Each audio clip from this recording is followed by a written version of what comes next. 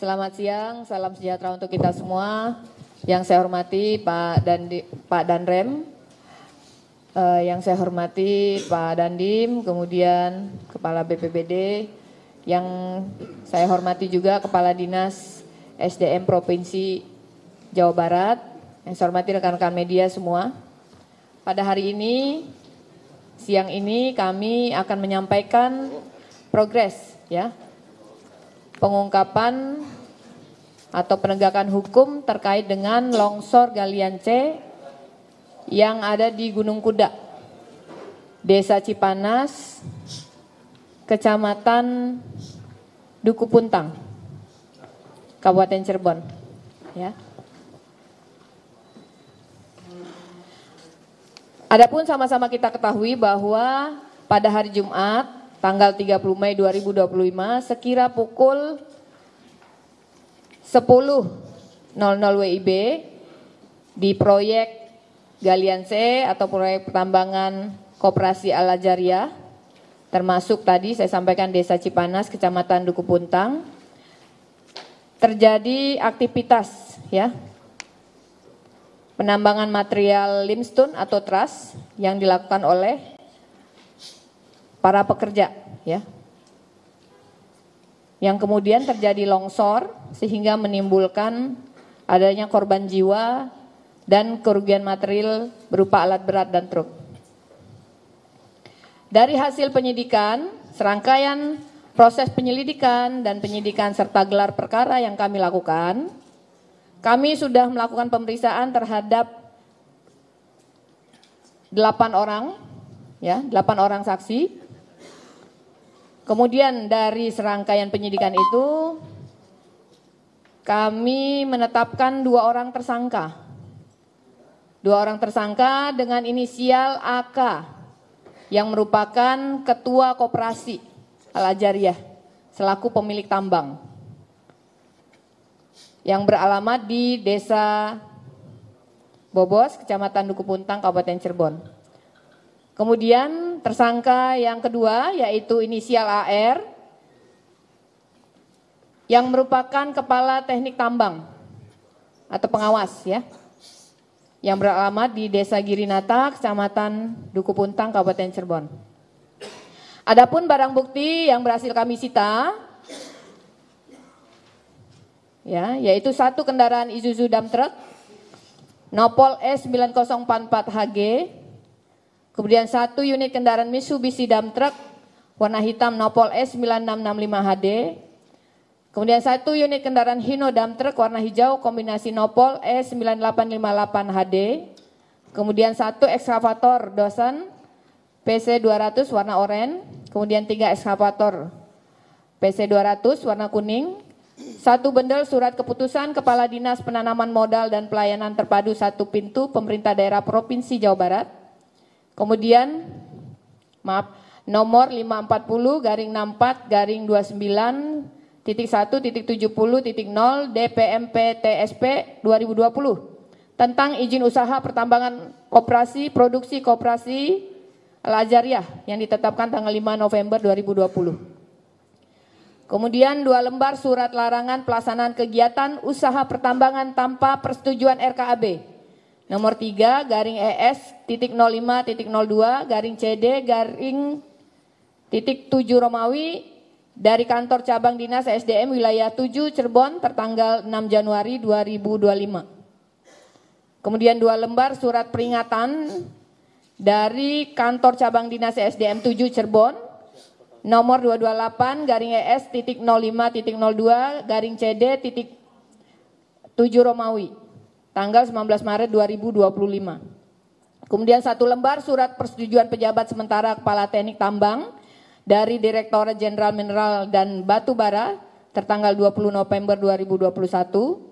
Kemudian 1 lembar surat hasil uji kompetensi pengawas operasional pertambangan mineral dan batu bara tertanggal 21 Oktober 2021, 4 lembar surat keputusan LSP Energi Mandiri nomor 344 garing SK garing LSP strip PM garing 03 garing 10 garing 2021 tentang skema sertifikasi pengawas operasional pertama, pengawas operasional media dan pengawas operasional utama di TUK sewaktu PT Solusi Inspirasi Mandiri dari Lembaga Sertifikasi Profesi Energi Mandiri tanggal 18 Oktober 2021.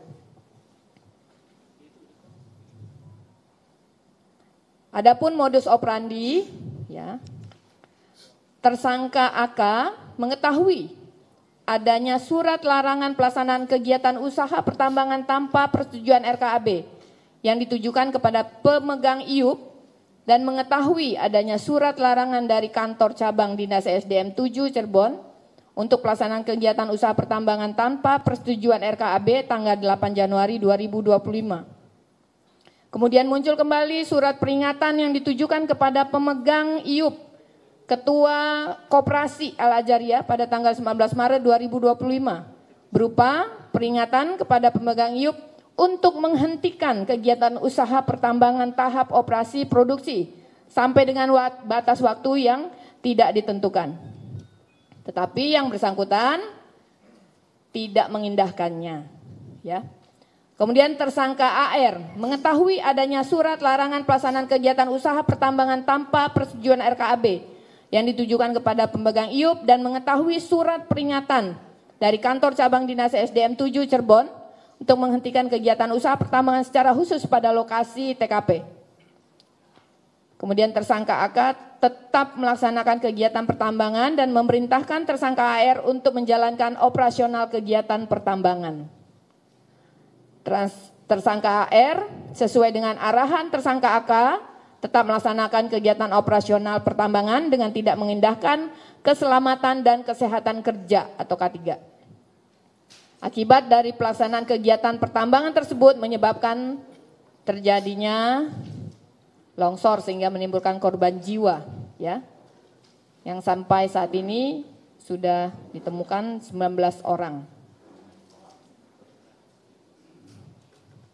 Terhadap para tersangka dikenakan, kami sangkakan pasal 98 ayat 1 dan ayat 3 Undang-Undang Nomor 32 Tahun 2009 tentang perlindungan dan pengelolaan lingkungan hidup. Ancaman pidana penjara paling singkat 5 tahun, paling lama 15 tahun. Dan denda paling sedikit 5 miliar dan paling banyak 15 miliar. Dan atau pasal 99 ayat 1 dan ayat 3 Undang-Undang 32 Tahun 2009 tentang perlindungan dan pengelolaan lingkungan hidup dengan ancaman pidana penjara paling singkat 3 tahun dan paling lama 9 tahun, denda paling sedikit 3 miliar dan paling banyak 9 miliar. Dan atau pasal 35 ayat 3 junto pasal 186 Undang-Undang Nomor 13 Tahun 2003 tentang ketenaga kerjaan sebagaimana yang telah diubah dalam Undang-Undang Nomor 6 Tahun 2023 tentang penetapan peraturan pemerintah pengganti Undang-Undang Nomor 2 Tahun 2022 tentang Cipta Kerja menjadi undang-undang dengan ancaman pidana paling singkat 1 bulan dan paling lama 4 tahun. Pengurus dan atau pengusaha yang tidak menyediakan atau memberikan alat pelindung diri diwajibkan kepada tenaga kerjanya dan atau pemberi kerja yang tidak memberikan perlindungan keselamatan kepada tenaga kerjanya, ya. Kita sangkakan pasal 3, junto pasal 14, pasal 15 Undang-Undang Nomor 1 Tahun 70 tentang keselamatan kerja dengan kurungan selama-lamanya 3 bulan dan denda setinggi-tingginya Rp100.000. Kemudian dan atau diterapkan juga dalam kasus ini yaitu pasal 359 KUHP.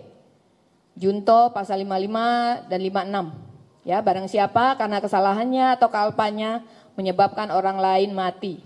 Sebagaimana tadi yang saya sebutkan. Mungkin itu yang bisa kami sampaikan dalam proses pengungkapan, ya, atau penegakan hukum terhadap longsor galian C di Blok Gunung Kuda, Desa Cipanas, Kecamatan Duku Puntang, Kabupaten Cirebon. Ini kita perlihatkan barang buktinya, ya.